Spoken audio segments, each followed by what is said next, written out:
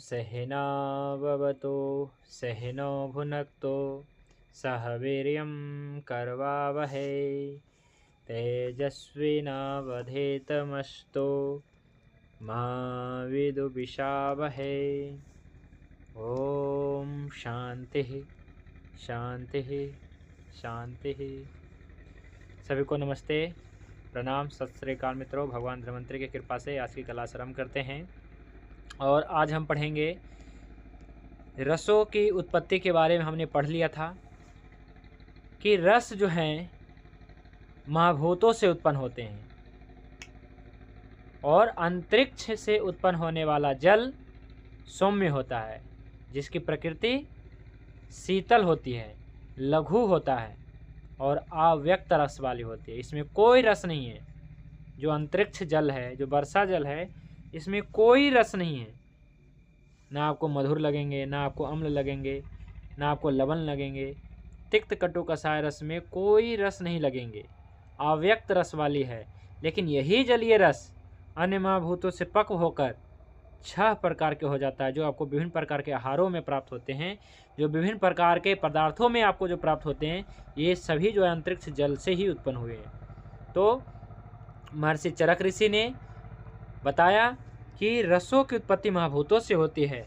वही सुश्रुत ऋषि ने भी यही कहा कि महाभूतों से ही उत्पन्न होता है। जो रस है महाभूतों से ही बनता है और इनमें वायु से बनता है, पित्त अग्नि से बनता है और श्लेष्मा यानी कि कफ जल से उत्पन्न होता है।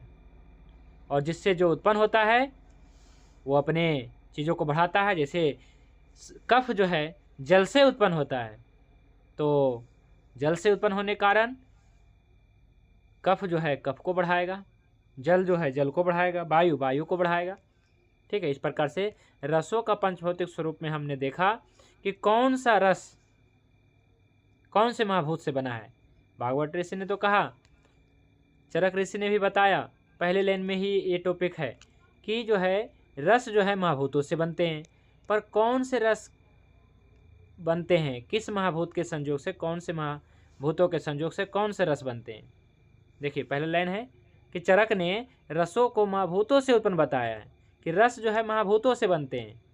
तो कौन से महाभूत से बनते हैं, तो कौन कौन से रस जो है कौन से महाभूत से बनते हैं, ये सिंपल कल हमने बता दिया था।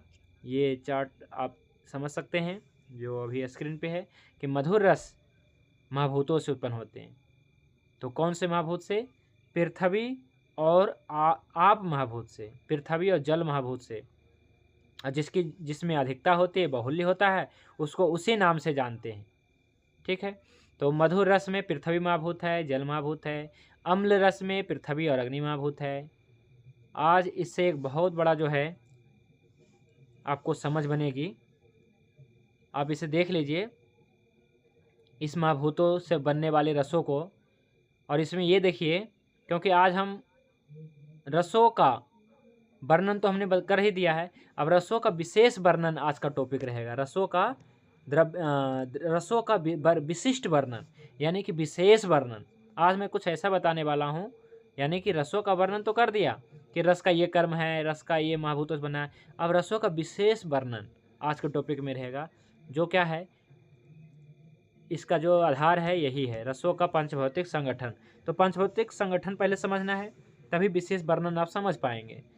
तो इसमें आप देखिए, जो सबसे पहला महाभूत हम जानते हैं महाभूतों के क्रम में, जिससे सभी महाभूत उत्पन्न होते हैं, आकाश महाभूत। और आकाश महाभूत को क्या कहा गया है, आकाश महाभूत का क्या गुण है, केवल शब्द है और शब्द को आप तोल नहीं सकते हैं। आप हवा को, गैस को तो तोल सकते हैं, गैस को तोलते हैं, लेकिन आवाज़ को तो नहीं हम तोल माप कर सकते हैं। पर अगर माप भी लेंगे तो ऐसा होगा कि जो आवाज़ है, शब्द गुण जो है सबसे हल्का होगा और इससे थोड़ा भारी जो है वायु होगा, है ना। और वायु से भारी जो है अग्नि होगा और अग्नि से भी भारी जो है जल होगा और जल से भी ज़्यादा भारी पृथ्वी होगा, है ना। तो इस प्रकार से आप ऐसा समझिए कि सबसे हल्का कौन, तो सबसे हल्का आकाश, आकाश से हल्का कोई नहीं, और आकाश से ही सभी उत्पन्न हुए सभी महाभूत। तो इससे ये पता चलता है कि जिसमें आकाश महाभूत होगा वह सबसे हल्का होगा, और जिसमें पृथ्वी होगा वह सबसे भारी होगा। और पृथ्वी के साथ में अगर जल आ गया तो और ज़्यादा भारी आ जाएगा। जो आप देख सकते हैं मधुर रस में पृथ्वी के साथ में जल है, पृथ्वी के साथ में अग्नि भी है, पृथ्वी के साथ में वायु भी है, पर अग्नि होने से सबसे भारी नहीं कहलाएगा। पृथ्वी के साथ में वायु होने से सबसे भारी नहीं कहलाएगा, पृथ्वी के साथ में जल होने से सबसे भारी कहलाएगा। और वायु हल्का है, लेकिन वायु के साथ में पृथ्वी होने से हल्का नहीं कहलाएगा। वायु के साथ में अग्नि होने से सबसे हल्का नहीं कहलाएगा, वायु के साथ में आकाश होने से सबसे हल्का कहलाएगा। तो आपको दो चीज़ें पता चल गई कि सबसे भारी कौन, तो सबसे भारी मधुर रस, सबसे भारी मधुर रस। ठीक है जी। इस अनुसार अगर ये कंसेप्ट है, अगर सही, अगर ये कंसेप्ट सही है तो सबसे भारी मीठा और सबसे हल्का तिक्त कड़वा, सबसे रसों में सबसे हल्का कड़वा। तो इसलिए मैं बता रहा हूं कि जब कभी किसी को ब्लॉकेज हो जाता है, जब किसी को क्या है कि ब्लॉकेज चाहे कहीं भी हो, फैटी लीवर भी एक प्रकार से समझिए ब्लॉकेज ही है, वहाँ पे पृथ्वी महाभूत बढ़ गया, तो सबसे हल्का महाभूत देना है। सबसे हल्का महाभूत है तिक्त, सबसे हल्का महाभूत है तिक्त। तो हमें तिक्त प्रधान औषधियाँ दे करके पृथ्वी महाभूत प्रधान जितने भी व्याधियाँ हैं सबको ठीक कर सकते हैं। गुण बैलेंस हो रहा है तो सभी कुछ बैलेंस हो गए, इनके धातु लेवल पे भी संतुलन आएगी, उसे ऑर्गन लेवल पे भी संतुलन बनेगी, तो रोगी ठीक होगा हमारा। इसलिए हम क्या करते हैं, जब किसी को पृथ्वी महाभूत बढ़ जाता है तो हम आकाश महाभूत ही बढ़ाते हैं। और हम देख रहे हैं कि आकाश महाभूत किस रस में है, तिक्त रस में है, और हमें ये भी पता है कि तिक्त रस की कौन कौन सी औषधियाँ हैं जी, तो हम यही देते हैं। जो तिक्त रस की सबसे अच्छी औषधियाँ हैं, मैं चिरायता को लेता हूँ, चिरायता, अडूसा, गिलोय, ब्रह्मी, तिक्त पटोल, सरीवा, मुश्ता, पित्त पापड़ा, ये सभी क्या है जी, तिक्त रस की औषधियाँ हैं। काकमाची, ज्योतिषमती, है ना, हल्दी, इस प्रकार से बच्चा भी है, कुटज भी है, अगर तगर उसी, ये सभी जो है तिक्त रस की औषधियाँ। लेकिन मैं जो प्रयोग करता हूँ, हमने जो कॉम्बिनेशन बनाया है इनमें से कुछ कुछ लिया है, जैसे चिरायता, कुटकी, पटोल तो मेरा फेवरेट है, पटोल, गिलोय, है ना, इस प्रकार से ब्रह्मी, ये सब मिला करके हमने बनाया है तिक्त रस की औषधियाँ। ठीक है, तो ऐसा है कि जो तिक्त रस की औषधियाँ हैं जी, है ना, तिक्त रस की औषधियाँ हैं, ये आकाश महाभूत प्रधान है, और आकाश महाभूत प्रधान से सबसे हल्का है, आकाश महाभूत प्रधान होने से सबसे हल्का है। ठीक है, तो इसलिए हमें जब पता चलता है पृथ्वी महाभूत बढ़ गया तो आकाश महाभूत बढ़ाना है। तो देखिए आज हम जो है रसों का रसानुसार द्रव्यों का वर्गीकरण के बारे में बताएं हैं। चलिए सबसे पहले कोई पढ़िए, मधुर स्कंध के द्रव्य, यानी कि ऐसे कौन कौन से पदार्थ हैं, खाद्य पदार्थ हैं, खाने वाली चीज़ हैं औषधि में, भोजन में, आहार में, जो मीठा मीठा है। चलिए पढ़िए मधुर स्कंध के द्रव्य। मधुर रस स्कंद के द्रव्य घृत, सोना, गुड़, अखरोट, केला, चोच, दालचीनी, नारियल, ताजफल, वैद्यसकसिंधि, परुसक, फालसा, अभिरू, सतावरी, ककोली, कटहल, चिरौंजी, बलात्रय, बला, अतिबला, नागबला, दो मेदा, मेदा, महामेदा, चार पर्णी, साल पर्णी, पृष्ठ पर्णी, मांस पर्णी, मुग्ध पर्णी, जीवंती, जीवक, ऋषभक, महुआ, मुलेठी, बिंबी, युगल, मुंडी, बड़ी मुंडी, क्षीर शुक्ला, वंशलोचन, दो छेड़ी, छोटी दुद्धि बड़ी दुद्धि, गंभार दो सहा, सहा महासहा, दूध ईख, गोखरू मधु, मुनक्का आदि ये सब द्रव्य मधुर स्कंद के हैं। मधुर स्कंध के द्रव्य हैं जी। जितने भी अभी अभी वैद्य मंगल जी ने बताया पढ़ा, ये सभी जो है मधुर स्कंध के द्रव्य हैं। लेकिन एक कन्फ्यूजन आ गया कि लास्ट में जो है एक चीज़ इसमें आ गया, शहद। शहद आ गया ना, देखिए इसमें शहद का भी आ गया। देखिए मधु, ईख तो हम जानते हैं मधुर होता है, गोखरू छोटा गोखरू भी मधुर है, वृक्ष से हैं और ऑर्गन लेवल पे जाके काम करता है, किडनी जैसे, किडनी और वृक्क मूत्रपिंड पे काम करता है। गोखरू बहुत अच्छी औषधि है। मधु आ गया, मैं तो कहता रहता हूँ कि शहद जो है, मधु जो है, ये क्या है, कसाय कसाय है, यहाँ पे मधु है, तो मधु है और मुनक्का आदि। तो मधु में कन्फ्यूजन है, पर कन्फ्यूजन नहीं रखना है। जो मधु है अभी देख रहे हैं कि मधुर स्कंध के द्रव्य है, फिर आपको जो है कसाय रस के द्रव्य में देखेंगे तो इसमें भी मधु का नाम है कि नहीं। देखिए यहाँ पे हरितकी के बाद मधु आ गया ना, तो इसलिए क्या है कि मधु जो है आपको खाने में मीठा लगता है कि नहीं लगता है, इसलिए। लेकिन इसका विपाक तो कटु ही है, इसका विपाक कसाय ही, कसाय मतलब भी है मधुर और कसाय है, ऐसा आप समझ लीजिए। जो शहद है केवल कसाय नहीं है, केवल कसाय नहीं है। नहीं तो अगर कसाय केवल रहता तो कैसा लगता खाने में, आपको हरड़ के जैसा लगता खाने में, आपको बहेड़ा के जैसा लगता खाने में, बबूल के जैसा लगता खाने में, जामुन के जैसा लगता खाने में। लेकिन आपको लगता क्या है, मीठा भी तो लगता है, इसलिए दोनों वर्ग में है ये। पर क्या इसका अंततः विपाक जो है कटु है। चलिए मधुर स्कंद के द्रव्य में क्या आपको पहला नंबर देखिए आया है जी, मधुर स्कंद के द्रव्य में पहला नंबर आया है घृत। घृत है तो दूध भी होगा, तो दूध और घी मधुर स्कंद के द्रव्य है, यानी कि पृथ्वी और आप महाभूत प्रधान है। सोना, स्वर्ण भस्म की बात करा जा रहा है यहाँ पे, गुड़, अखरोट, केला, दालचीनी, ये सभी मधुर स्कंद के द्रव्य है।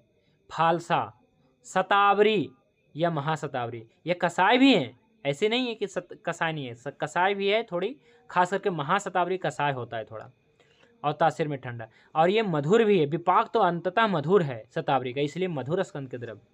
काकोली, क्षीर का कोली है ना, च्यवनप्राश रसायन की औषधि है ये। कटहल, चिरौंजी और बलात्रय, यानी कि 3 प्रकार के बला, बला, अति बला, नाग बला, 3 प्रकार के, वैसे तो 5 प्रकार के होता है। आज ना सुबह सुबह निकला था मैं नागबला की खोज में, बहुत ही अच्छी औषधि होती है नागबला, बहुत ही ज़्यादा इसमें चिकनाई होती है, इसकी जड़ की तने की छाल में बहुत ही अच्छा होता है नागबला। तो नागबला खोजने निकले लेकिन मिला नहीं, लेकिन हमारे पास पहले था, पहले से ही था। तो नागबला बहुत अच्छी औषधि है, इसका परिचय मैं जल्द ही करवाऊँगा। आज क्या है कि जंगल भ्रमण का पार्ट 2 वीडियो डाल दिया था, बहुत सारे साथियों ने देखा है ना। इसमें कुछ आश्चर्यजनक मतलब क्या है कि परिणाम देने वाले जड़ी बूटियों का भी हमने बताया था, है ना। तो बहुत सारी औषधियाँ, जैसे धाय का फूल हमने परिचय करवाया, और क्या था खास करके वृक्ष करंज का तो मैं मतलब क्या है कि बहुत प्रशंसा, मैं जानता था बहुत पहले से, लेकिन इसका जो है अभी प्रयोग मतलब क्या है कि ऐसा है कि प्रयोग इसका बहुत ही बड़े पैमाने पे हो सकता है, और इसका बीज को भी बढ़ाया जा सकता है हर गांव में, है ना। इसका बहुत बेनिफिट मिल सकता है लता वृक्ष करंज का, ठीक है। तो ये करंज आदि का और भी चीज़ों का हमने परिचय करवाया था, ठीक है। तो नागवाला, मेदा महामेदा, ये तो अपने यहाँ नहीं होता है मेदा महामेदा, लेकिन हाँ साल पर्णी, प्रश्न पर्णी, मास पर्णी, मुग्ध पर्णी, ठीक है। ये 4 पर्णियाँ, वैसे तो कई पर्णियाँ होती है, ग्रंथि पर्णी भी एक होती है, पर ये 4 पर्णी जो है ये बहुत ही ज़्यादा, इसमें तो क्या है चारों के चारों जो है च्यवनप्राश रसायन की औषधि है जी।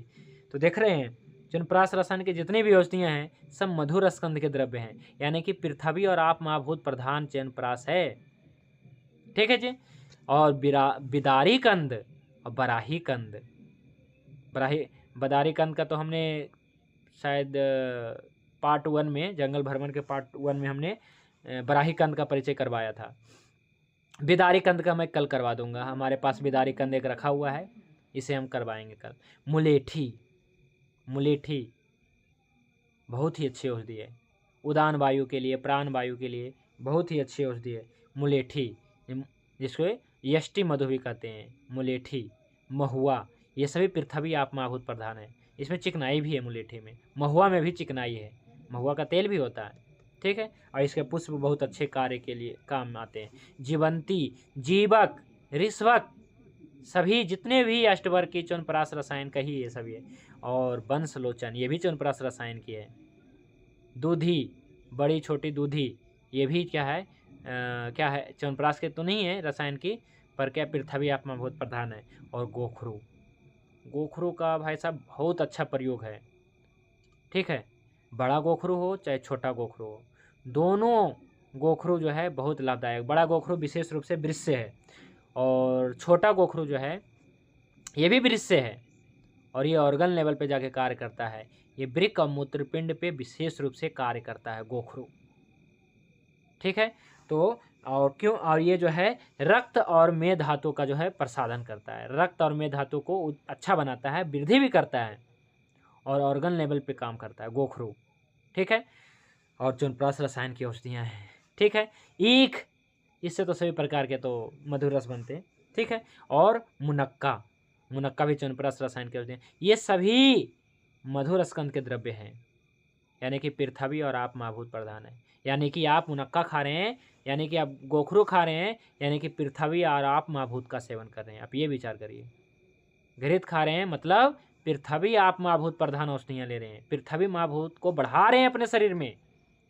अगर आपके शरीर में पृथ्वी महाभूत बढ़ाना है तो घी खाना है, पहले नंबर में घृत है। और इसके अलावा जो है मधुर स्कंद के द्रव्य में और भी बहुत सारी चीज़ें हो सकती है।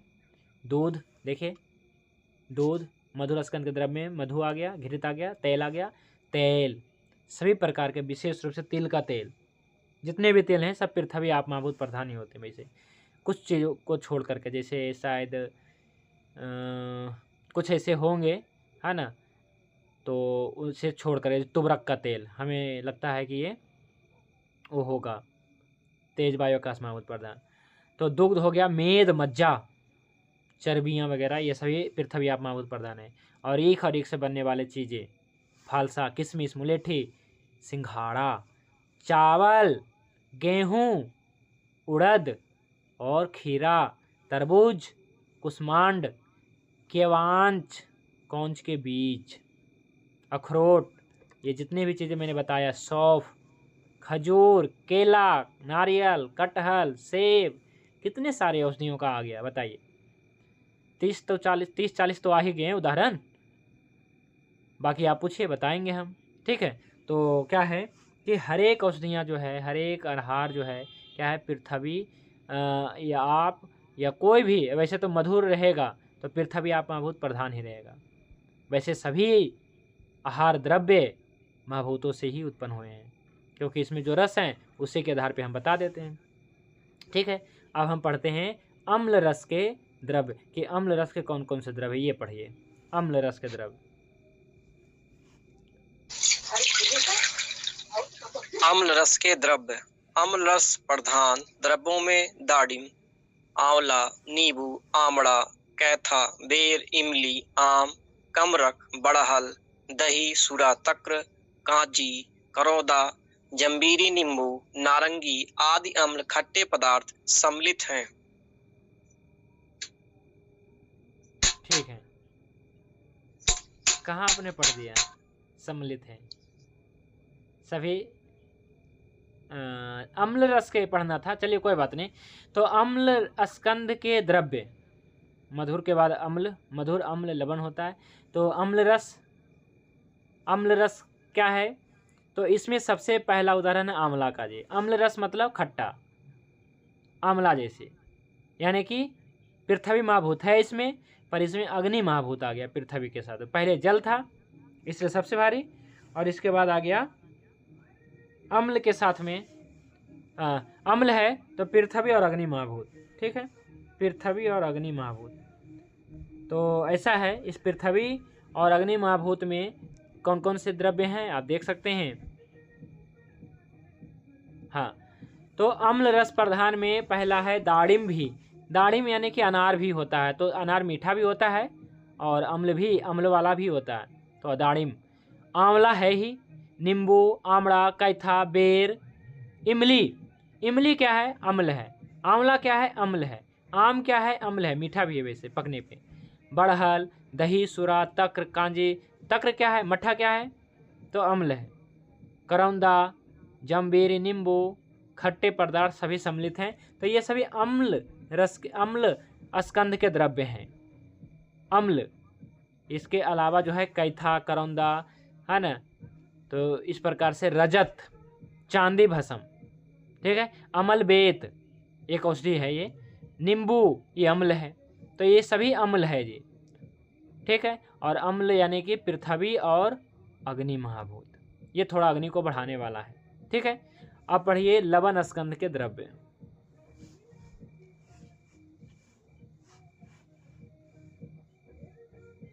लवण स्कंध के द्रव्य पढ़ दीजिए।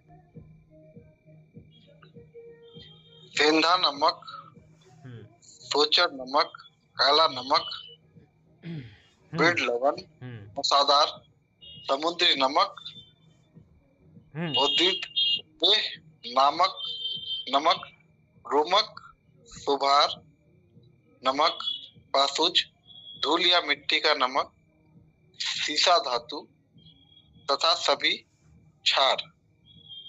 देखिए सभी क्षार भी लगभग लवण है, सभी क्षार यहाँ पे सभी लवण में है, लेकिन क्षार के बारे में मैं बताऊंगा विशेष रूप से, ठीक है, ऐसी बात नहीं है। देखिए सभी अम्ल लवण को क्षार मान लिया गया है, पर ऐसा नहीं है, क्षार एक अलग रस है। जब अम्ल एक रस है तो लवण भी एक रस है, तो क्षार भी एक प्रकार का रस ही है। तो वैसे तो 7 रस हो जाएंगे, लेकिन ऐसा है कि रसों के तो 63 भेद भी मैं बताने वाला हूँ, कोई बात नहीं। तो क्षार, यहाँ पे सभी क्षार, यानी कि यब क्षार आपने सुना होगा, कलमी क्षार आपने सुना होगा, सज्जे क्षार आपने सुना होगा, तो बहुत सारे क्षार होते हैं। तो इन क्षारों का किस श्रेणी में रखें? तो इसको लवण की श्रेणी में रख दिया गया है ना, क्योंकि एक जैसा ही लगता है, यब क्षार खाएं या नमक खाएं आपको ऐसा ही टेस्ट आएगा, लेकिन वो क्षारीय है ना, वो क्षारीय, लेकिन इसका विपाक मधुर है। अम्ल का अम्ल विपाक, लवण का मधुर विपाक, मधुर का मधुर विपाक, और तिक्त कटु कसाय रस का निष्ठा पाक मधुर यानी विपाक, यानी इसका क्या होने वाला है? कटु होने वाला है। तो लवण रस के द्रव्य क्या है? सभी प्रकार के नमक। और नमक आप जानते कितने प्रकार के आप जानते हैं, वो आप जानिए कितने प्रकार के जानते हैं? तो 5 प्रकार के वैसे सभी जानते हैं, नाम सुने होंगे, देखे नहीं होंगे, ठीक है, देखे नहीं होंगे क्योंकि बड़ा मुश्किल होता है।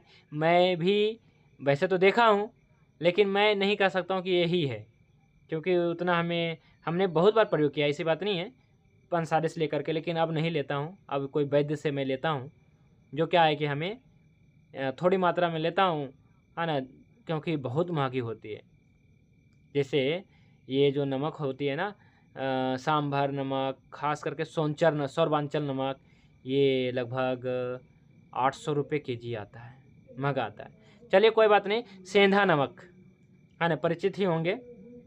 सेंधा नमक, सोनचर नमक, काला नमक। तो काला नमक तो बनाया जाता है, वैसे सेंधा नमक से ही काला नमक बनता है, मैंने पहले भी बताया था। बीड़ नमक, ये भी बहुत महंगा होता है, ठीक है। तो समुद्री नमक तो सभी जानते ही होंगे। ऐसे ही सांभर नमक और भी कई प्रकार के जो नमक है, क्षार है, सभी लवण स्कंध के द्रव्य हैं, लवण स्कंध के द्रव्य हैं। तो इसमें विशेष रूप से नमक ही आएंगे और क्षार आएंगे, वो सभी लवण रस के द्रव्य हैं। अब पढ़िए तिक्त रस के, तिक्त स्कंध के द्रव्य, यानी कि तिक्त यानी कि वायु और आकाश महाभूत। तिक्त स्कंद के द्रव्य: तीता परवल, त्रायमाना, नेत्र बाला, खस, चंदन, चिरेता, नीम, कुटकी, सगर, अगरू, कुटज, नक्तमाल, करंज, दो हल्दी, दारू हल्दी, नागर मोथा, मुरबा, उड़ूसा, पाठा, आपामार्ग, कांस्य धातु, लोह धातु, गुरुच, धमासा, वृत पंचमूल, बिल्व, सोनापाठा, कंभारी, पाड़ुल, अरणी, वन भष्टा, कटकारी, विशाला, इंद्रयान, अतीस तथा बालबच्छ। देखिए, तो इसलिए यदि आपको अपना कोई फार्मूला बनाना है, यदि आपने अपने दिमाग से चिकित्सा करना है तो ये रसों को समझना पड़ेगा। ठीक है, अपना कोई फार्मूला बनाना है, अपना कोई योग बनाना है तो आपको जो है रसों के बारे में और सभी जड़ी बूटियों के बारे में पता होनी चाहिए। अपना फार्मूला बनाने का मतलब है कि सभी को एक ही जैसी औषधि नहीं लग सकती है ना। कोई भी रोगी आया उसके लिए एक ही फार्मूला है। मोटे व्यक्ति को बीपी है, पतले व्यक्ति को बीपी है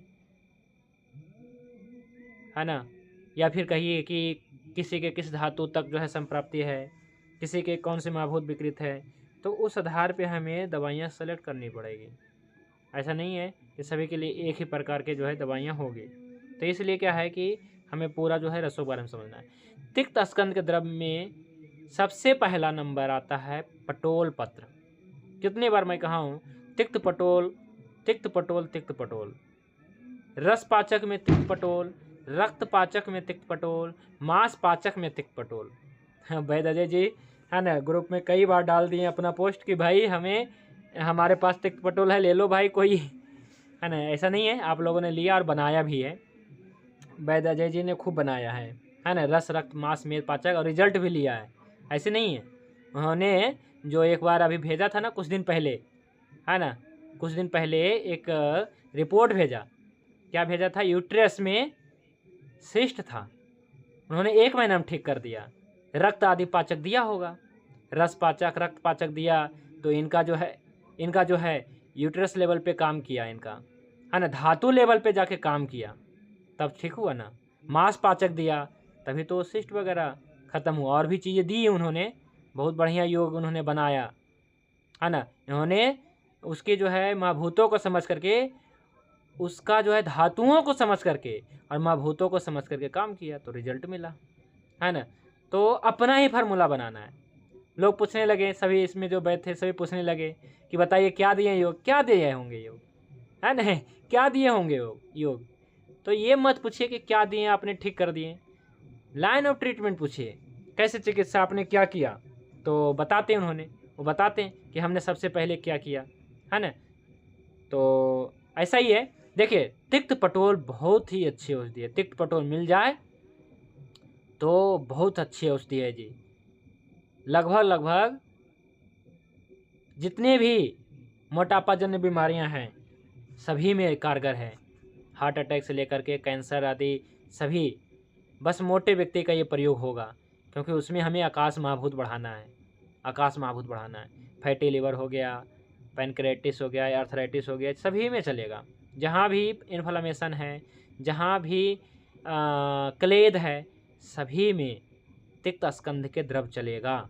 इसमें से आप सेलेक्ट कर लीजिए, तीता परवल को सेलेक्ट कर लीजिए, है ना। इसमें चिरायता को, नीम को, कुटकी को, कुटज को, अतीस को, कंटकारी, बनभट्टा, है ना, धमासा, गिलोय, सोनापाठा, पाठा, अडूसा, नागरमोथा, हल्दी, ये सब को लीजिए और मिलाइए। ठीक है, क्योंकि ये सब एक ही, लेकिन कभी कभी क्या होता है ऑर्गन लेवल पे भी जाके काम करना होता है ना, तो उसी के अनुसार फार्मूला चेंज होता रहेगा। ठीक है, तो तिक्त स्कंद के द्रव्य बहुत ही ज़्यादा, मतलब क्या है कि कलेद को नाश करने वाले होते हैं। और तिक्त स्कंद के द्रव्य जो है बहुत ही ज़्यादा जो है सफाई करने वाले होते हैं, कलेद का नाश करने वाले होते हैं, आकाश महाभूत बढ़ाने वाले होते हैं, और सबसे बड़ी बात ये हल्की होते हैं। तो अगर किसी का वेट को लॉस करना है तो तिक्त स्कंद के द्रव्य सेवन करवाइए, क्योंकि तिक्त रस के जो द्रव्य हैं सबसे हल्का हैं। जो खुद हल्का हैं वो आपको हल्का करेंगे, जो खुद भारी हैं वो दूसरों को भारी करेंगे। जैसे मधुर मीठा चीज़ खाएंगे तो आपकी वजन बढ़ती चली जाएगी, बढ़ती चली जाएगी, बढ़ती चली जाएगी, क्योंकि वो खुद भारी हैं, वो कभी हल्का नहीं कर सकते हैं, वो आपको भारी ही करेंगे। और जिनको भारी करना ही है अपने शरीर को तो मीठा खाएं, लेकिन हाँ थोड़ी मात्रा में तो तिक्त भी खाना पड़ेगा, है ना। महाभूतों को तो बैलेंस रखना पड़ेगा। सर्व रसाभ्यासो बल करना, एक रसाभ्यासो दौर्बल करना, ये सूत्र तो भूलना ही नहीं है अपने जीवन में। ठीक है जी। तो तिक्त स्कंद के द्रव्य, इसमें क्या है कि मैं जो सबसे ज़्यादा प्रयोग करता हूँ उसमें है चिरायता, नीम, कुटकी, मैंने पूरा एक कॉम्बिनेशन है, हमने इसका नाम ही डाला है तिक्त राज, है ना। और हमारा बीपी की, हाई बीपी की सर्वश्रेष्ठ औषधि है। ना केवल हाई बीपी की बल्कि और भी बहुत सारी चीज़ों उसमें इसके अलावा और भी चीज़ मैंने डाला है, वो मैं बताऊंगा। तिक्त स्कंद के द्रव्य में हमने इसको मिलाकर बनाया तिक्त राज, हाई बीपी के लिए। वो क्या करता है कि जो ब्लड वेसल्स में जो पृथ्वी आप बढ़ गया, या फिर वैसे ही उसके धातुओं में, चाहे रस में, रक्त में, मांस में, ना केवल रस में बल्कि रस में भी, रक्त में, मांस में, मेद में, अस्थि मज्जा शुक्र धातु तक यदि पृथ्वी आप महाभूत बढ़ गया तो इसे खत्म करेगा। और बाकी ऑर्गन लेवल पे, धातु लेवल पे तो काम करेगा ही करेगा, लेकिन ऑर्गन लेवल पे भी काम करेगा। जैसे कुटकी, यदि आपने कुटकी दे दिया तो ना केवल रक्त धातु लेवल पे काम करेगा बल्कि ऑर्गन लेवल पे भी जाके काम करेगा। लीवर जैसे जो fatty liver, liver psoriasis, liver cancer, चाहे लीवर से जुड़ी हुई ऐसी कोई व्याधियां जो पृथ्वी महाभूत के बढ़ने से होती है, ठीक होती है। तो कुटकी क्या करती है, ऑर्गन लेवल पे जाके काम करता है, धातु लेवल पे काम करता है। तो हम जो उसने मेडिसिन सेलेक्ट करता हूँ ना, तो मैं ये देखता हूँ धातु लेवल पे काम करेगी, धातु लेवल पे। जैसे चिरायता धातु लेवल पे जाके काम करता है, ये जो है मेद धातु के ऊपर कार्य करता है। मेद धातु, अगर मेद धातु किसी का विकृत है तो हम चिरायता देते हैं, और ये जो है धातु लेवल पे जाके काम करता है। ठीक है जी। तो इसी प्रकार से और भी इसमें औषधियाँ हैं जो क्या है धातु लेवल पे काम करती है, जैसे तिक्त पटोल, रस धातु पे, रक्त धातु पे, मांस धातु पे। ऑर्गन लेवल देखें तो आपका ऑर्गन लेवल में जो है यूट्रस, ब्रेस्ट, ये इस लेवल पे मतलब ऑर्गन लेवल पे भी जाके काम करता है। और पाठा तो है ही, पाठा ये रक्त धातु लेवल पे जाके काम करता है। तो बहुत सारे इसमें औषधियाँ हैं और मैं लगभग सभी औषधियों का प्रयोग करता हूँ। जैसे अतीश, मुस्तापाचक में अतीश मैंने डाला था, है ना। तो ये सभी औषधियाँ जो हैं कोई धातु लेवल पे, कोई ऑर्गन लेवल पे काम करता है, और वैसे तो सभी काम करता ही करता है, ठीक है, लेकिन थोड़ा हो जाता है विशेष। तो ये है जी। तो तिक्त रस मतलब पृथ्वी, तिक्त रस यानी कि वायु और आकाश महाभूत सबसे हल्का। वायु तो वैसे ही हल्का है, वायु से हल्का कौन होगा, वायु से हल्का आकाश होगा। तो वायु और आकाश, इससे हल्का और कोई नहीं है। और तिक्त रस में यही सबसे प्रमुख है, वायु और आकाश। इसलिए कोई भी ज्वर रोगी को हम क्या देते हैं जी, हम क्या देते हैं, मीठा खिलाते हैं, क्या कहते हैं, खीर खा लो, क्या कहते हैं, मिठाई खा लो, नहीं, बल्कि मना करते हैं, कहते हैं दूध तो देखना भी नहीं है। मतलब दूध का तो सेवन बिल्कुल बंद होता है, क्योंकि दूध क्या है जी, आप महाभूत प्रधान है, दूध पृथ्वी महाभूत प्रधान है। हमें क्या चाहिए ज्वर में, हमें चाहिए आकाश महाभूत प्रधान, क्योंकि ब्लॉकेज हुआ है। ज्वर मतलब क्या, ब्लॉकेज, आप एक प्रकार समझ लीजिए, ब्लॉकेज हो गया, ठीक है। ब्लॉकेज मतलब क्या, किस चीज़ का ब्लॉकेज हो गया, हार्ट ब्लॉकेज हो गया, क्या हो गया, नहीं, रस व स्रोतस और स्वेद व स्रोतस में रुकावट हो गया। पसीना आता है, नहीं आता है, पसीना आ जाता है तो आप क्या मानते हैं, ज्वर उतर गया। और सच में देखते भी हैं, पसीना आकर के आपकी ज्वर चली जाती है। इसका मतलब है कि स्वेद व स्रोतस में रुकावट था, रस व स्रोतस में आपकी रुकावट था। स्रोतस यानी कि चैनल में, मार्गों में रुकावट थी, जो तिक्त रसों ने तोड़ दिया। हम क्या देते हैं जी, मुस्ता परपटे ज्वरे, मुस्ता देते हैं, और नागर मोथा मतलब मुस्ता मतलब नागर मोथा देते हैं, और पित्त पापड़ा देते हैं। ये दोनों क्या हैं, ये दोनों तिक्त रस प्रधान, वायु और आकाश महाभूत प्रधान औषधियाँ हैं, इसलिए देते हैं। और क्या देते हैं जी, गिलोय देते हैं। गिलोय क्यों देते हैं, क्योंकि गिलोय भी तिक्त रस की औषधियाँ हैं। लेकिन प्राइमरी मेडिसिन जो बताया भागवत ने कहा है कि मुस्ता पर पटे ज्वरे, गिलोय पर पटे ज्वरे नहीं, ठीक है। तो इसलिए गिलोय नहीं देना है। तुलसी पर पटे ज्वरे नहीं, तुलसी नहीं देना है, पहले देना है नागर मोथा और पित पापड़ा देना है। पित पापड़ा के ऊपर हमने वीडियो बना रखा है, पित पापड़ा की पहचान कर लीजिए, प्ले लिस्ट है ना जड़ी बूटी का परिचय, उसमें हमने डाल रखा है।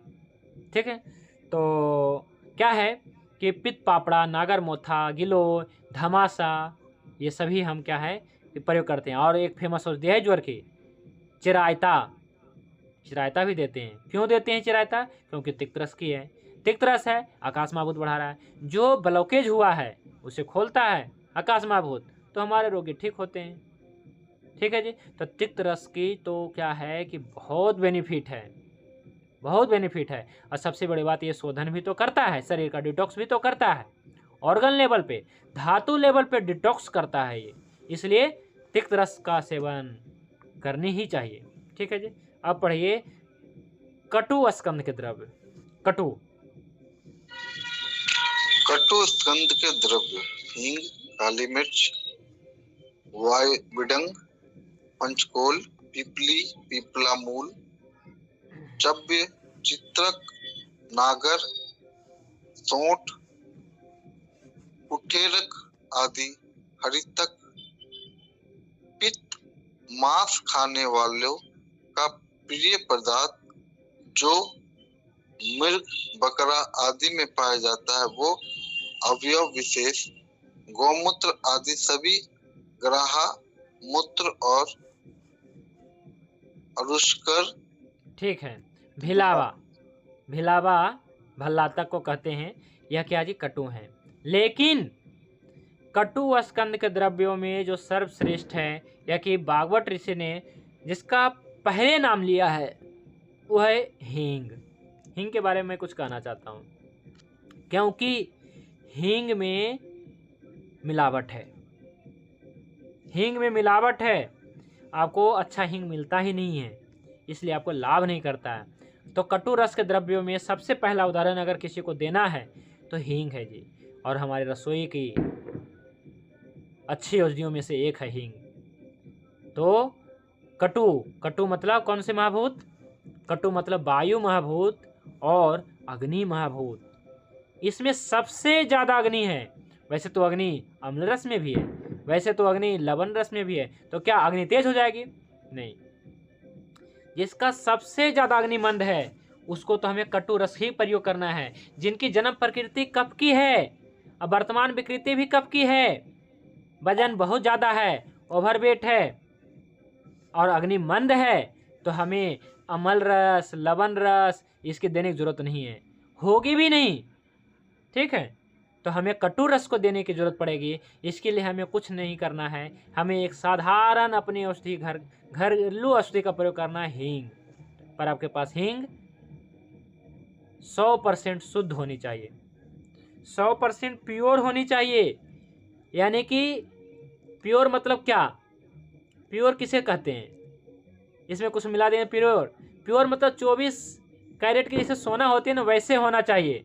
24 कैरेट के सोना का क्या पहचान है? हमने तो इतने सोने को नहीं देखा है 24 कैरेट सोना आदि को, लेकिन आप सुना तो होगा, पढ़े तो होंगे कि 24 कैरेट के सोने जो होते हैं वो तो शायद मुलायम होते हैं, ऐसा कुछ होता है क्या? ये टूट सकते हैं, इसलिए इसमें कुछ मिलावट किया जाता है। जी हाँ जी, कोई जानते हैं सोना के बारे में तो बता दीजिए, 24 कैरेट की सोना कैसा होता है? 24 कैरेट का सोना सॉफ्ट होता है, वो टूटता है, वो मतलब बारीक होता है। तो इसमें हम क्या करते हैं? मिला देते हैं क्या? तभी वो आभूषण बन सकता है। कितना मिलाते हैं उसमें? उसमें मिलाते हैं जैसे 22 कैरेट उसको करते हैं या 23 कैरेट करते हैं। ठीक है, तो 22 कैरेट अगर करते हैं तो 91.6 ग्राम हो जाता है।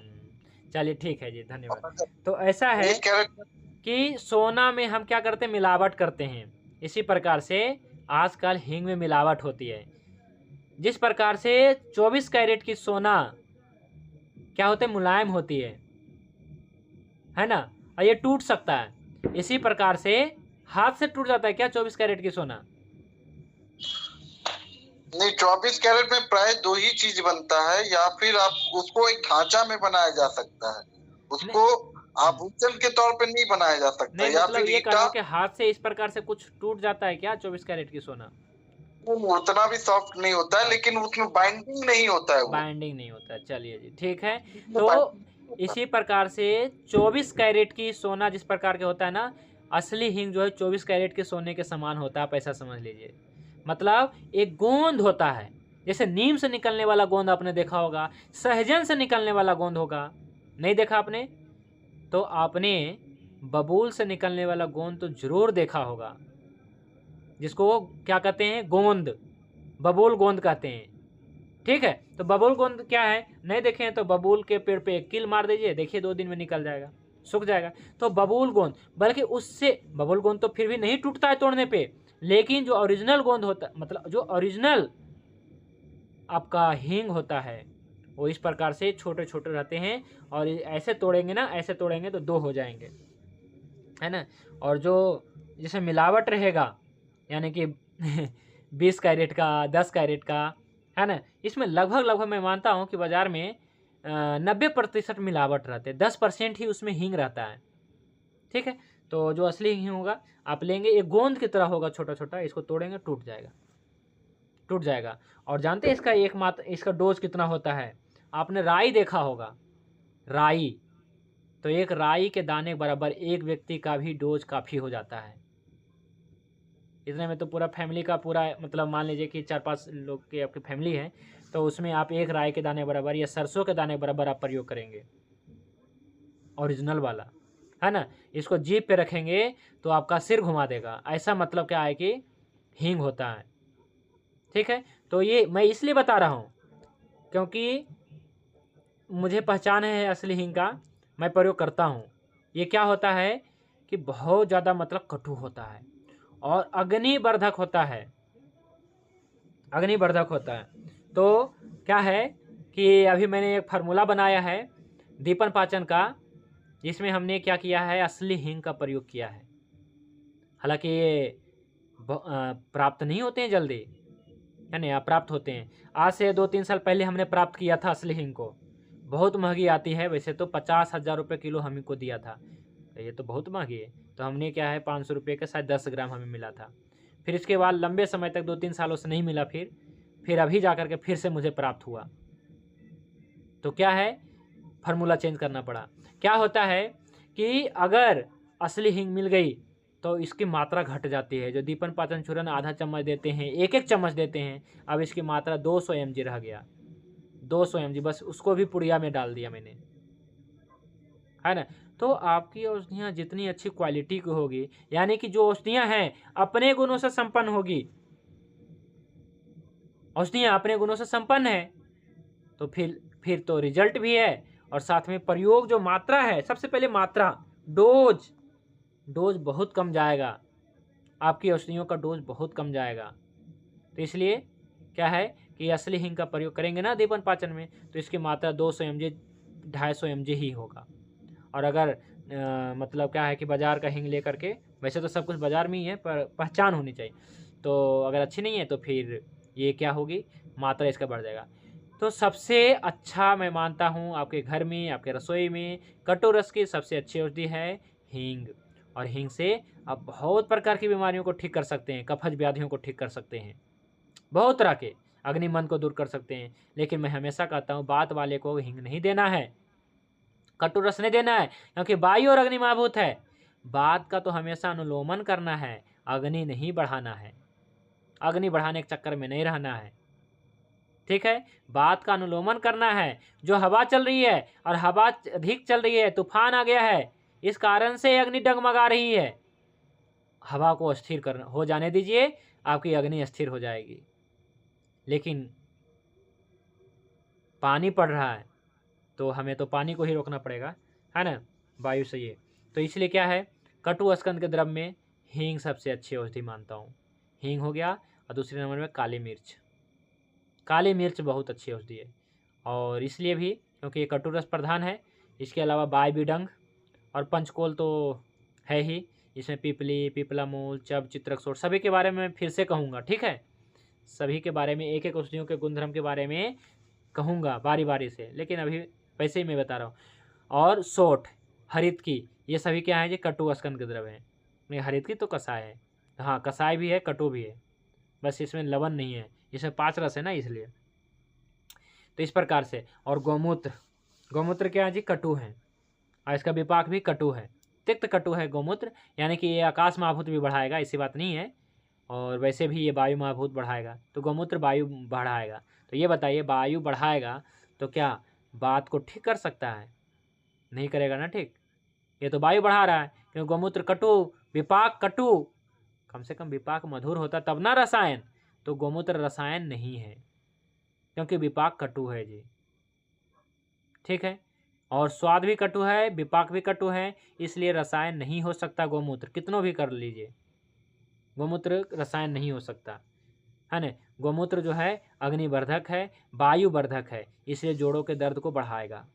क्योंकि आप ये क्या कह रहे हैं, लोग तो क्या है कि जोड़ों के दर्द को ठीक कर रहे हैं, तो ठीक कर रहे होंगे, पर हमारे अनुसार तो नहीं कर रहे हैं जी, है ना।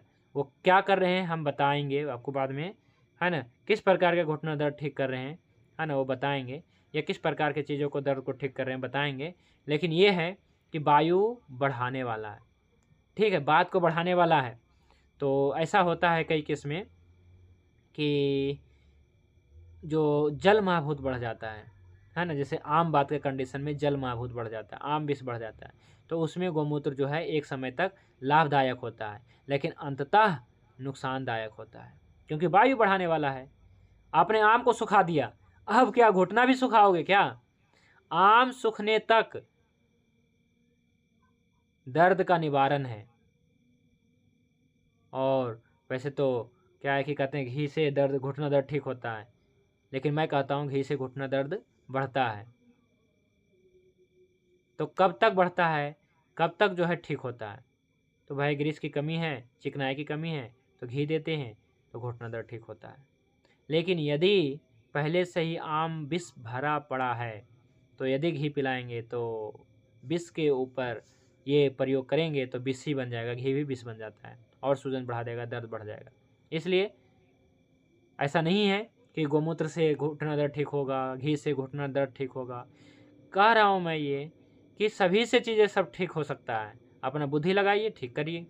तो गौमूत्र से घुटना दर्द ठीक होगा, जैसे आम जब तक है इसको सुखाएगा, आम सूखेगा, आम विष का पचन होगा तो घुटना दर्द में आराम आएगा। लेकिन आम विष पच गया और गौमूत्र प्रयोग करते जाइए तो घुटना भी सूख जाएगा, तब क्या होगा? इसलिए आम विष का पाचन होने के बाद घी प्रयोग करवाना है। तो हुआ ना, घुटना दर्द गौमूत्र भी ठीक किया और घी भी ठीक किया। इस प्रकार से अपना दिमाग लगाना। अब पढ़िए, कटु स्कंद के द्रव्य हो गया, और भी इसमें कुछ है तो देख लेते हैं। पुदीना, मूत्र, गज पिपली, सरसों कटु है जी। सरसों क्या है जी? कटु है, इसलिए सरसों का तेल किसको नहीं खाना चाहिए, आपको पता चल गया होगा। ऐसा नहीं है कि जिसके इलाका में जो होता है वही खाना चाहिए, ऐसा नहीं है, ये मूर्खता नहीं करना है कि हमारे इलाका में सरसों तो हम सरसों ही खाएंगे सालों भर ना, नारियल भी मंगा के खाएंगे, है ना। नारियल नहीं मंगा के खाएंगे तो कम से कम घी खाएंगे, ठीक है जी, क्योंकि नारियल क्या है जी? पृथ्वी आप महाभूत प्रधान है, और घी भी पृथ्वी आप महाभूत प्रधान है। क्या कोई मई और जून के महीना में, चैत्र वैशाख जेठ आषाढ़ के महीना में सरसों का तेल खाएगा? नहीं खाना चाहिए। चैत्र वैशाख जेठ में तो बिल्कुल नहीं खाना चाहिए सरसों का तेल। कहा भी गया चैते गुड़ बैसाखे तेल, नहीं खाना चाहिए सरसों का तेल ठीक है, चैते गुड़ बैसाखे तेल नहीं खाना चाहिए, सरसों का तेल। ये दोहा अच्छा बन गया। तो क्या है कि सरसों का तेल जो है कटु है, इसलिए किसको लाभदायक होगा? जो मोटे व्यक्ति हैं। आज हमारे पास 3 पेशेंट आए एक ही फैमिली से, तीनों को हार्ट की प्रॉब्लम, तीनों के हार्ट की प्रॉब्लम, ऑर्गन लेवल हमने देखा, तीनों के हार्ट की प्रॉब्लम, और तीनों के तीनों जो हैं डॉक्टर की दवाइयाँ वही खा रहे हैं, है ना। और जबकि जानते हैं, हमारे पास लेके आए थे रिपोर्ट, हमारे पास लेके आए थे डॉक्टर की जांच हाल फिलहाल की, कैंसर है ना, इनके पिता को कैंसर है, और हमने डायग्नोस कर दिया कि हार्ट की प्रॉब्लम है। फिर केस टेकिंग में पता चला कैंसर तो नहीं है, हमने अपने तरफ से बताया कि कैंसर तो नहीं है, लेकिन हाँ हार्ट की प्रॉब्लम ज़रूर है। फिर उन्होंने कहा हाँ भाई जी, हम 10 साल से हार्ट की दवाइयाँ खा रहे हैं। कमाल है ना, कैंसर की शिकायत लेके आ रहे हैं और हमने हार्ट की शिकायत बता दिया और वो सच निकला। है ना, क्योंकि ऑर्गन लेवल में सब पता चल जाता है और वैसे भी नाड़े देखने पे और भी चीज़ें केस टेकिंग में सब पता चल जाता है। ठीक है जी, तो ऐसा है जी। हेतु देखा तो भाई उनके घर में गोलगप्पे बनते हैं, वो होते हैं ना, क्या ऐसे कहते हैं, पानी पूरी, वो बनते हैं, समोसे बनते हैं, मतलब कुछ ही प्रकार से। तो जानते ही कौन सा तेल प्रयोग करते हैं, एकमात्र कारण होगा ये। हेतु निकल गया, संप्राप्ति बन गई, तो चिकित्सा भी बन जानी चाहिए। ठीक है जी, बन जाएगा। ठीक है, तो इस प्रकार से हम हेतु निकालते हैं, संप्राप्ति देखते हैं और ऑर्गन लेवल, धातु लेवल, है ना, इस प्रकार से देख करके उनकी चिकित्सा देते हैं। हमने क्या दिया होगा आपको पता ही हो गया, पता ही चला होगा, चल गया होगा वैसे, कि तिक्त रस प्रधान औषधि हमने दिया होगा, है ना। तो ऑर्गन लेवल पे काम करने वाले कुछ औषधियाँ दिया मैंने, धातु लेवल पे काम करने वाले कुछ औषधियाँ दिया मैंने, है ना, जो प्राय सभी तिक्त थे क्योंकि आकाश में आभूत बढ़ाना है। ठीक है, तो आकाश में आभूत बढ़ा करके हम हार्ट की समस्याओं को ठीक कर सकते हैं जी। ठीक है, ब्लॉकेज को दूर कर सकते हैं ना, बढ़े हुए कोलेस्ट्रॉल को ठीक कर सकते हैं, यही करते हैं हम। ठीक है जी, तो इस प्रकार से क्या है जी, कटु में इलायची, तुलसी, देखिए तुलसी जो है कटु है जी, इसलिए ज्वर में तुलसी नहीं देना चाहिए। ठीक है, कुछ नहीं है तो दे दिए, लेकिन ये लाइन ऑफ ट्रीटमेंट नहीं है। लाइन ऑफ ट्रीटमेंट क्या है, कोई वैद्य ने हमें फ़ोन किया, कहा वैद्य जी, उन्होंने कहा कि हाँ कुछ ऐसे मैंने जान पहचान का ही था। मैंने कहा कि आप अष्टांग हृदय क्लास पढ़ो, उसने कहा कि नहीं पढ़ेंगे। हाँ, मैंने कहा कि क्यों नहीं पढ़ाओगे, अष्टांग हृदय पढ़ना चाहिए। कहा हमने पूरा पढ़ लिया। मैंने कहा कि प्रथम सूत्र सुनाओ, कहा कि नहीं पता, ऐसे कोई याद नहीं है, लेकिन हमें सब पता है अष्टांग हृदय। मैंने कहा कि ठीक है, तो आप एक बात बताओ, लाइन ऑफ ट्रीटमेंट बताइए ज्वर की। कहा कि तुलसी और काली मिर्च। इस प्रकार से तो ऐसे लोग का हाल होते हैं। तो ऐसा नहीं अपने को करना है, अपने को लाइन ऑफ ट्रीटमेंट, जो प्रश्न पूछे उसी का उत्तर देना चाहिए ना। हमने पूछा कि बुखार का लाइन ऑफ ट्रीटमेंट, तो कह रहा है तुलसी और तुलसी और काली मिर्च, सोठ, काली मिर्च, तुलसी, है ना। तो बुखार का लाइन ऑफ ट्रीटमेंट क्या है, लाइन ऑफ ट्रीटमेंट मतलब होता है चिकित्सा सूत्र। आप कोई गणित के समस्या को हल करते हैं, है ना, कोई भी गणित की समस्या को हल करते होंगे, और आपने किए भी होंगे, पढ़ाई तो किया होगा आप लोगों ने। तो उस गणित की समस्या को हल करने के लिए एक सूत्र होती है, कोई भी गणित की समस्या को हल सूत्रबद्ध करते हैं। इसी प्रकार से हम अपनी शारीरिक समस्या, हम अपने रोगी की शारीरिक समस्या को कैसे हल करेंगे, तो सूत्रबद्ध करेंगे। तो इसलिए हमें कोई भी इलाज करना है तो लाइन ऑफ ट्रीटमेंट को फॉलो करके, ऐसा कभी नहीं होनी चाहिए कि लाइन ऑफ ट्रीटमेंट फॉलो ना हो, हमारा लाइन ऑफ ट्रीटमेंट फॉलो होना चाहिए। ठीक है, तो लंघनम स्वेदनम कालो बुखार का लाइन ऑफ ट्रीटमेंट है। लंघनम, वो क्या बता रहा था बंदा कि तुलसी, सोठ, काली मिर्च। शास्त्र क्या कह रहा है कि लंघनम स्वेदनम कालो यवाग बस तिक्तको रसा पाचना अन्य विपाकुआ नाम दोषा नाम तरुणे जुरे। फिर से सुनिए, लंघनम स्वेदनम कालो यवाग बस तिक्तको रसा, तिक्त रसो, तिक्तको रसा, मधुर रसा नहीं, तिक्त रसो, तिक्तको रसा, तिक्तको रसा, ये है चरक ऋषि का लाइन ऑफ ट्रीटमेंट। तो अगर उन्होंने कटुको रसा कह दिया होता तो तुलसी देना चाहिए था जी, लेकिन उन्होंने क्या कहा, लंघनम स्वेदनम कालो। उसमें भी ऐसा नहीं कहा तिक्त को रसा, पहले कहा लंघनम स्वेदनम, लंघन करिए, स्वेदन करिए, तो कुछ समय बीत जाने दीजिए, तब जो है आप तिक्त रस दीजिए, यानी कि मुष्टा परपटे ज्वरे। अगर इस लाइन से किसी भी व्यक्ति का आपने उपचार किया, मैं आपको गारंटी देता हूँ कि हर एक रोगी आपका ठीक हो जाएगा बुखार के। कभी भी टाइफाइड, कभी भी जो है टाइफाइड नहीं होगा तो उसको पीलिया भी नहीं होगा, कभी पीलिया नहीं होगा तो रस रक्तादि धातु भी सही रहेगा। तो इसलिए ये सूत्र को फॉलो करिए, लंघनम स्वेदनम कालो, कुछ समय बीत जाने दीजिए, यवागो बस तिक्त को रसा, यवागो दीजिए, तिक्त रस दीजिए, खाने में यवागो पिलाइए, और तिक्त को रसा पाचना अन्य विपाक्वा नाम दोषा नाम तरुणे जरूर। नए बुखार में यही लाइन ऑफ ट्रीटमेंट है।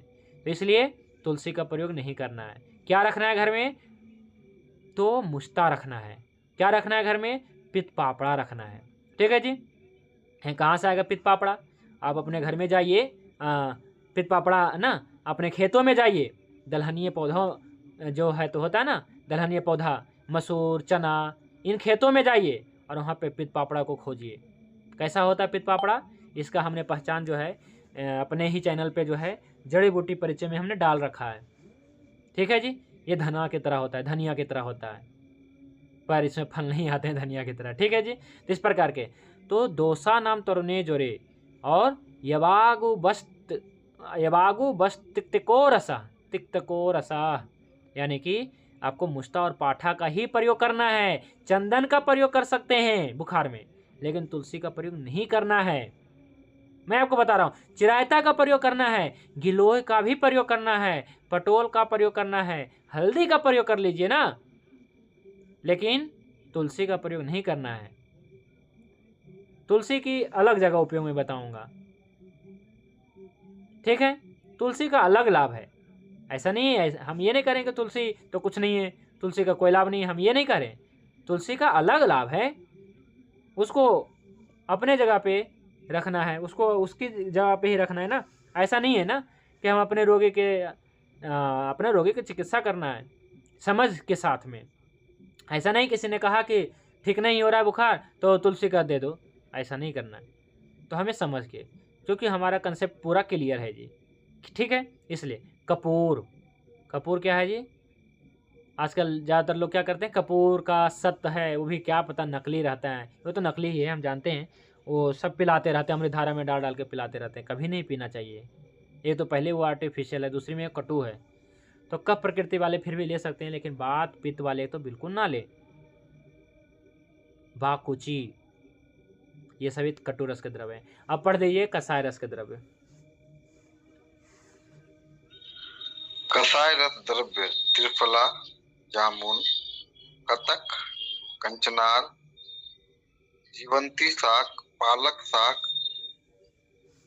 चोपतिया शाक, हरितकी, मधु, कष्टफल, आमलकी, नागकेशर, बेहड़ा, पीपल, बंस, तिसिर, वरुण, अर्जुन, मुनाल, कदम, गुलर, बबुल आदि द्रव्य कसाय रस प्रधान होते हैं।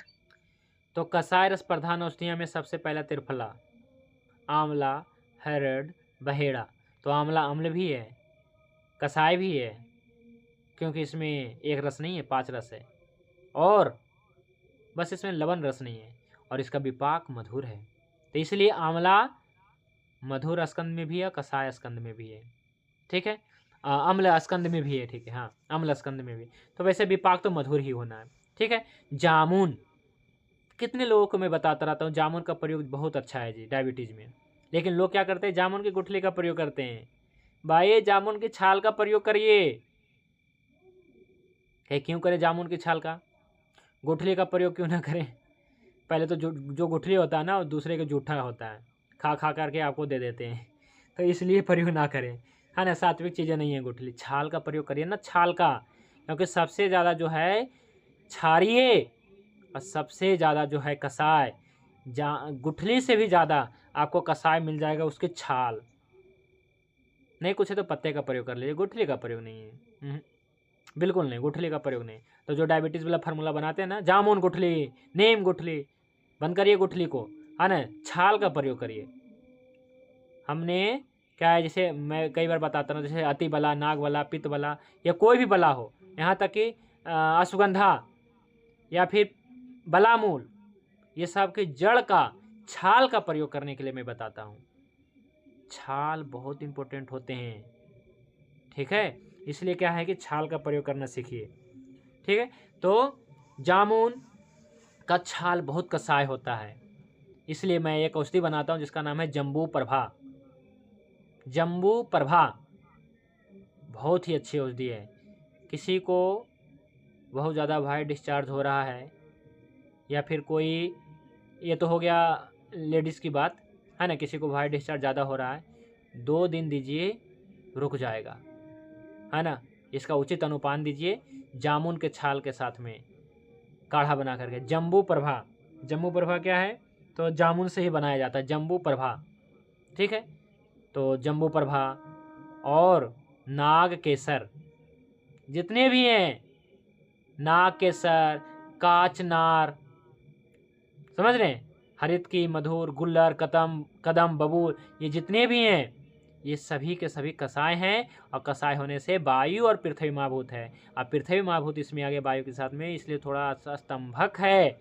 वायु के साथ में अग्नि था तो कटुरस, अग्नि को बढ़ाने वाला, लेकिन वायु के साथ में पृथ्वी है, थोड़ा सा रोकने वाला। तो इसलिए कसाय रस क्या होते हैं, स्तंभक होते हैं। अब जामुन खाइए, फिर देखिए आपका मुंह कैसा हो जाएगा, टेस्ट बिगड़ जाएगा। आप आंवला खाइए, आप हरितकी खाइए, फिर आपके पता चलेगा। फिर आप जो है पालक खाइए, ये भी कसाय रसात्मक है जी, है ना। अर्जुन का दातुन करिए, पता चलेगा। बबूल का गोंद खाइए या बबूल की फली खाइए, बबूल के दातुन करिए, जामुन के दातुन करिए, फिर आपको पता चलेगा कि कैसी रस है, ठीक है। तो ये सभी क्या है जी, कसाय है। और कसाय होने से क्या करते, ग्राही होते हैं, स्तंभक होते हैं, बहते हुए खून को रोकते हैं, बहते हुए धातु को रोकते हैं। कहीं से भी कुछ भी शराब हो रहा है वो सभी रोकेंगे। जैसे वाइट डिस्चार्ज क्या होते हैं, शराब हो रहे हैं, अधिक शराब होते हैं तो रोक देंगे। चाहे आपका श्वेत प्रदर ही क्यों ना हो, उसे भी रोकेंगे जामुन की छाल। तो सिंपल है, जामुन का छाल का प्रयोग करिए। आप लोग एक काम करिए, जामुन का पेड़ लगभग सभी गांवों में होता है। इसके लिए मैं आपको एक दवाई बताता हूँ। आप जामुन के छाल लाइए और बिल्कुल छोटे छोटे काट करके इसे धूप में सुखाइए, और इमाम दस्ते में बिल्कुल सूख जाए, मतलब 1-2 तो धूप में लगाना है, 1-2 दिन, 1 दिन लगा दीजिए ताकि सड़े ना। इसके बाद छाया में सुखा लीजिए तेज़ हवा में, और इसके बाद पाउडर बना लीजिए, छन्नी से छान के बारीक पाउडर बना लीजिए, और उसमें जामुन का काढ़ा बना करके, छाल का काढ़ा बना करके उसी पाउडर में मिला दीजिए। 3 भावना डाल करके रख लीजिए।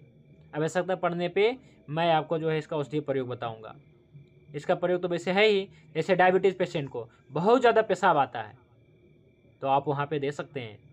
किसके साथ में, तो ऑर्गन लेवल पे काम करने वाली गोखरू के साथ में, ठीक है जी। और वाइट डिस्चार्ज में तो देना ही है, यही देना है, बल्कि और भी बहुत सारी औषधियाँ हैं, लेकिन ये तो देना ही देना है, ठीक है। तो इस प्रकार से जामुन का बहुत अच्छा प्रयोग है। काचनार, काचनार का प्रयोग क्या है जी, तो यह भी जी एक प्रकार का जो है, काचनार का प्रयोग आप सभी लोग बहुत करते होंगे। कचनार गुगल, क्योंकि वायु महाभूत है, कसाय रसात्मक है। तो कचनार जो है यह भी अच्छा औषधि है, और यह भी जो है कसाय होने से क्या है कि वायु तो है ही इसमें, इसलिए क्या है कि इसमें जो है गांठ को गलाने की क्षमता होती है, ठीक है। और ये वैसे भी ऑर्गन धातु लेवल पे काम करते हैं, ये इसलिए धातु लेवल पे काम करती है। इसके बारे में और भी विस्तार से बताएंगे, समय बहुत हो चुका है, तो आज की क्लास को अब विराम देंगे। अब कोई प्रश्न है आप लोग का तो पूछ सकते हैं। तो आज हम लोगों ने क्या पढ़ा, तो सभी रसों का उदाहरण पढ़ लिया कि इस रस में कौन कौन से औषधियाँ हो सकती है, ठीक है। अब हम पढ़ेंगे, वैसे तो रसों का विशिष्ट वर्णन बच गया, चलिए कल पढ़ेंगे जी, ठीक। ओम ध्यो शांति अंतरिक्षम शांति पृथ्वी शांति आपः शांति औषधयः शांति वनस्पतयः शांति विश्वदेवः शांति ब्रह्म शांति सर्वं शांति शांतिरेव शांति सामा शांतिरेधि। ओम शांति शांति शांति। सभी को नमस्ते, शुभ रात्रि। भगवान धन्वंतरि की कृपा आप सभी पे बने रहे। जय धन्वंतरि, जय आयुर्वेद।